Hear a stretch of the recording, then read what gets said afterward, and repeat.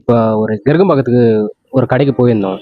அந்த இடத்துல சரி பசிக்குது, சாப்பாடு கேட்டா அவங்க தருவாங்களா மாட்டாங்களா அப்படின்ற ஒரு டெஸ்ட் மாரி நாங்களா வந்து ஓனா பண்ணோம். போகும்போது கொஞ்சம் தயங்கி தயங்கி தான் போனோம். ஆனால் எங்களுக்கு அங்கே நடந்ததே வேற.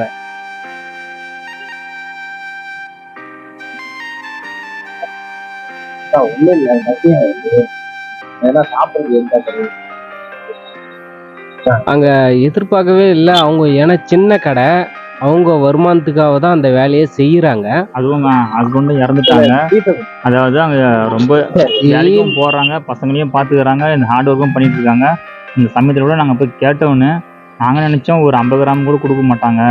ஆனால் அப்போ தான் ஒரு தட்டு ஃபுல்லாக கொடுத்துட்டாங்க. தட்டு ஃபுல்லாக கொடுத்து அது வந்து என்ன சொல்றதுன்னா, ஒரு பசி ஆத்துற அளவுக்கு அவங்க கிட்ட இருக்கிற பொருளை கொடுத்தாங்க. ஏன்பா என்கிட்ட வந்து நான் இட்லி வியாபாரமா பண்றேன், இல்லை நான் வந்து சாப்பாடு வியாபாரமா பண்றேன், உன் வயிறு நிறைய வைக்கிறதுக்கு நான் செய்யறது இந்த தொழில்ப்பா, இது எப்படிப்பா வயிறு நிறைய வைக்க முடியும் அப்படின்லாம் எந்தமே மூஞ்சி சுருக்காத.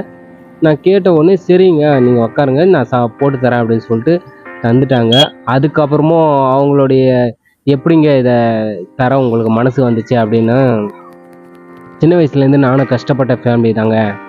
நானும் வந்து வேற மாதிரி ரொம்ப சாப்பாடோ காசு கேட்டாக பார்க்காத கொடுத்துரு அப்படின்னு சொல்லிட்டு சொன்னாங்க. அது எங்களையே வந்து ரொம்ப உருக வச்சிச்சு. சாப்பிட்டாங்க, ரொம்ப நல்லா இருக்குங்க. எவ்வளோ போட்டீங்க? அதிகமாக போடுவீங்க. என்னன்னாக்கா நம்ம பிராங்குக்காக பண்ண போயிட்டு அவங்களுடைய நஷ்டங்களை கேட்ட பிறகு என் மூஞ்சியே வாடி போச்சு. அதுக்கப்புறமா அவங்க கிட்ட காசு கொடுக்குற மறுபடியும் அந்த காசை வாங்க மாட்டேங்கிறாங்க. ஏங்க இது பிராங்குக்காக தாங்க பண்ணோம், நீங்கள் வாங்கிக்கிங்க அப்படின்னு சொல்லிட்டு சொல்லும் போது கூட இல்லை வாங்க மாட்டேன்ட்டாங்க.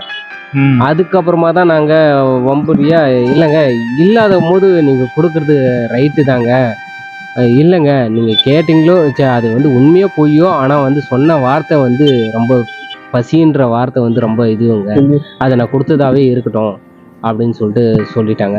சரி நாங்கள் அதை ஏற்றுக்கணும். அதுக்கப்புறம் அவங்களுக்கு நம்ம சேனல் கொஞ்சம் நல்லா வளர்ந்து நம்ம நல்லா போயிடுச்சுனாக்கா அவங்களுக்கு ஹெல்ப்பாக நல்ல கேமரா வச்சுருக்காரு. இது ஒரு சின்ன பிராங்க், இது ஒரு டாஸ்க். அது கடைகள் கொடுக்குறாங்களா எல்லாத்தையும் இது எவ்வளோ கேள்வி? 200. சரிங்க, ஓகே, ரொம்ப நன்றிக்கா. நல்லா இருக்குது. நான் ஏற்கனவே 2 டைம் வந்து சாப்பிட்டு தான் ஒரு கச்சேரியை நான் கண்டுபிடிச்சிருங்கன்னு பார்த்தேன். ஆனால் பதினு உடனே நீங்கள் கேட்ட உடனே கண்டுபிடிங்க. ரொம்ப நல்லது. அதெல்லாம் ஒன்று இல்லை, அப்புறம் பண்றாங்க. நிறைய நாள் மீண்டு போதுங்க அப்படின்னு சொன்னாங்க. எனக்கு கஷ்டமா இருந்துச்சு. அந்த கஷ்டத்தை போக்க தான் உங்ககிட்ட இந்த வீடியோவில் பேசிட்டு இருக்கோம். கொஞ்சம் ஹெல்ப் பண்ணுங்க, நன்றி.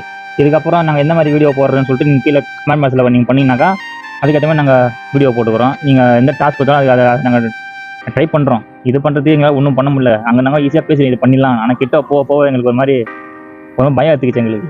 ஆனால் எப்படியோ பண்ணி முடிச்சிட்டோம். சப்போர்ட் பண்ணுங்கள், லைக் பண்ணுங்கள், ஷேர் பண்ணுங்கள், கமெண்ட் பண்ணுங்கள்.